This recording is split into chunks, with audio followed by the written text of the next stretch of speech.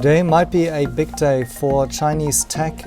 Some of the biggest names like Alibaba, Tencent, Baidu and so on are up 20 to 30% pre-market because on the Hong Kong Stock Exchange these names have been going up a lot, and in this video I will walk you through the points why this has happened and what is my interpretation and the meaning of it. So I just made this post in my Patreon community, and by the way you can use Patreon to support the work that we're doing, and I'm really grateful and thankful for everyone who's supporting us. And if you are also interested in daily updates, not only from my side but also the community, then you can select the Discuss membership, on which you have a community of patrons that are posting daily in this kind of social network, as well as some additional content from my side and an all group member chat.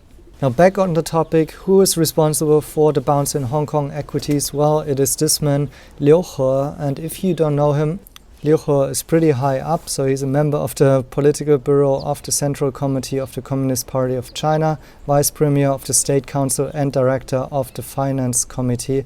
And today he hosted the Financial Stability and Development Committee of the State Council and held a special meeting to study the current economic situation and capital market issues. So here's important, this is not some small meeting or anything, this is really high up and reflects basically the highest level of policymakers that you want to make a judgment about what's going on. And it's showing that first of all they recognize the situation, and second of all deem that it's an important issue to deal with. So here are the most important statements, and some of them are more general. The meeting pointed out that under the current complex situation the most important thing is to insist that development is the top priority of the party to govern and rejuvenate the country, adhere to economic construction as the center, and adhere and deepen to reform and expand, opening up and adhere to the principles of marketization and the rule of law. So since the China tech crackdown, we always hear like how China is not a market economy anymore, or not capitalist in a way, and I argued against it and said that like China is more like let's say capitalism with Chinese characteristics. They are in many ways even more laissez-faire as other countries. However, of course, with the strong grip on the economy and also the technology companies, many had the impression, also with the topic of common prosperity, that China will kind of go back to the Stone Ages and basically adopt anything but market economics. But here a clear statement towards the rule of law. Of course, that's also the Chinese sentiment, that they think what they have implemented in terms of new legislation and so on, that this is new laws that are needed and actually also need to be enforced in order to make the next step in their economy. So saying rather that it makes them more future-proof than actually draining the economy, I would say. Then the next step was already about the actions that they are going to do, so to effectively invigorate the economy in the first quarter. So we can possibly expect some more stimulus or something like this, proactively respond to the monetary policy and maintain moderate growth in new loans. So pretty hands-on here.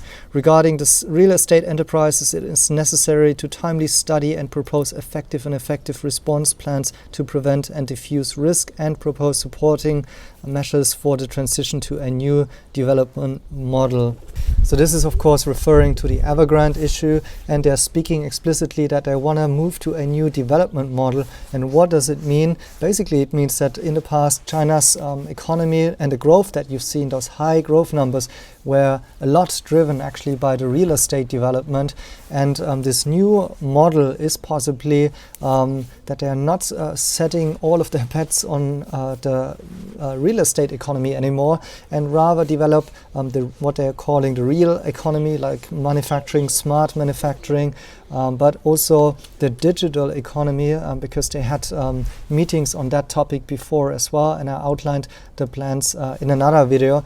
But basically there's going to be a switch of where the economic growth is coming from, and moving more actually towards digital and small and medium-sized enterprises, and that's what is in focus for the future, and at the same time deleveraging the real estate part and diffusing the risk risk here in the property area. Now more to the important parts for us as stock investors regarding China concept stock, and that's interesting. They even name concept stock. So that's actually a name for companies like NIO that are those newer type of companies listed overseas.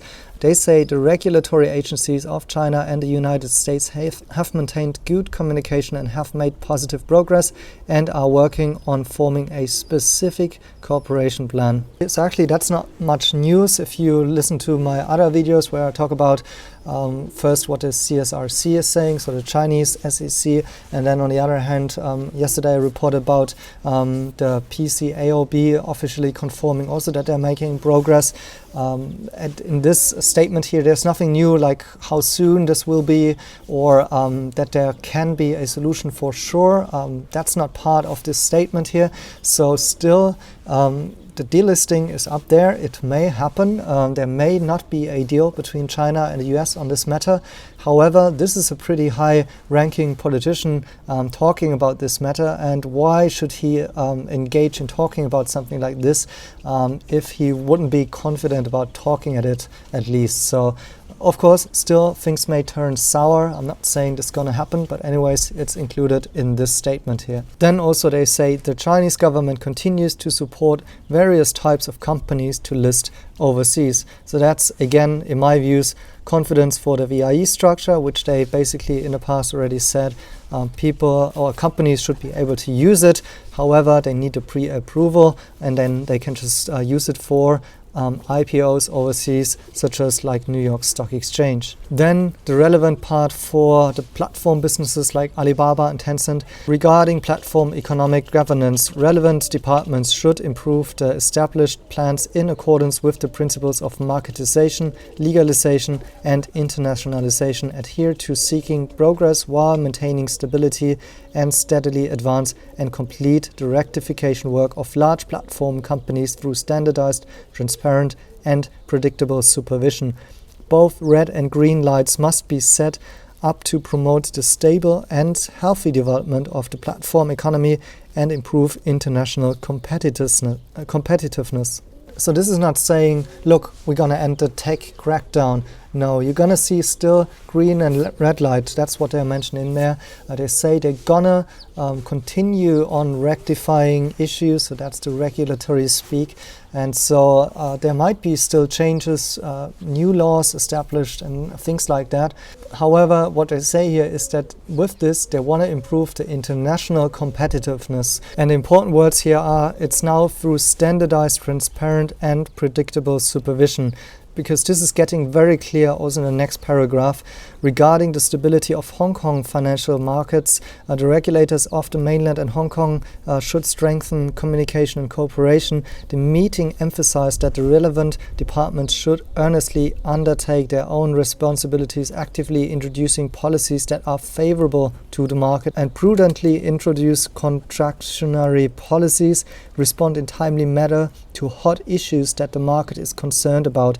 Any policy that has significant impact on the capital markets should be coordinated with the financial management department in advance to maintain the stability and consistency of policy expectations. So that's what I just said. They will keep on making changes to how those big platforms and monopolies can operate.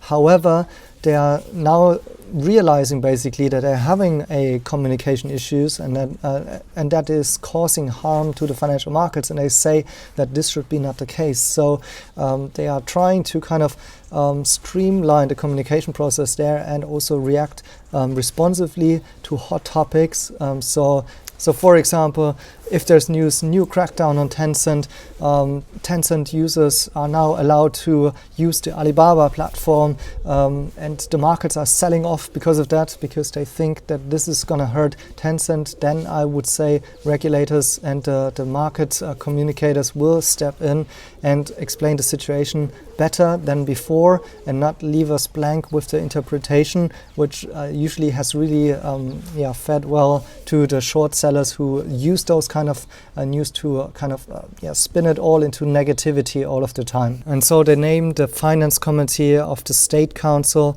as one of the players to increase the coordination and communication and conducting accountability when necessary. And so in general, they urge financial institutions to have a long-term view, to support the development of the real economy, increase their shareholdings, and understand that this is all about the healthy development and long-term plan for the stable economy and also the capital markets in the end. So this was the important high-up statement which caused, I think, a regain of trust and confidence in what's going on in China, and that's, I think, was highly necessary. And so after a very long time at which we rarely heard or seen anything from the Chinese side, basically just this negative news feed but not much response, it seems like this is about to change. And one of the first initiatives already came out that there will be a crackdown on so-called malicious short selling by institutions. So Zhang Ming, the Deputy Director of the Institute of Finance of the Chinese Academy of Social Sciences and Deputy Director of the National Finance and Development Laboratory, pointed out that the background of this stock market decline is very complicated. To adjust the risk, it has encountered a combination blow of external geopolitical shocks, the game between China and the United States, and malicious short selling by international investors. And so he clearly suggested that the relevant departments should adopt various measures to stabilize the stock market as soon as possible. So this is also interesting to see. Possibly also on the China side, they took note of what has happened to Russia with the issue of how let's say the financial markets have been weaponized against Russia, and possibly this also woke up some of those people in China, recognizing that even short selling mechanisms are contributing to that, and that this is an overall macro theme there that needs to be somehow tackled. I think that might be mainly also in the real estate sector, also where we saw lots of institutions and short sellers taking advantage of what's been going on with Evergrande and destabilizing some of the financial assets there. And then on the other hand, this may well also transpire into what's going on at the Hong Kong Stock Exchange, but also with ADRs that are listed in the US. And so in general, you can see that now the relevant departments are kind of alarmed about what they need to do and the topics. And so this is, I think, why we will see today's action in Chinese equities generally. And let's see how this will ultimately play out. As I mentioned, not too much concrete yet on this whole delisting issue and some other issues. Still, some things may not change. There will be still changes to the technology companies and the way they're operating. However, a very clear statement from the relevant side here. And so I think the important thing here is trust and clarification that we have gotten here today. So let me know what you think about it. Thanks for watching and see you in the next one.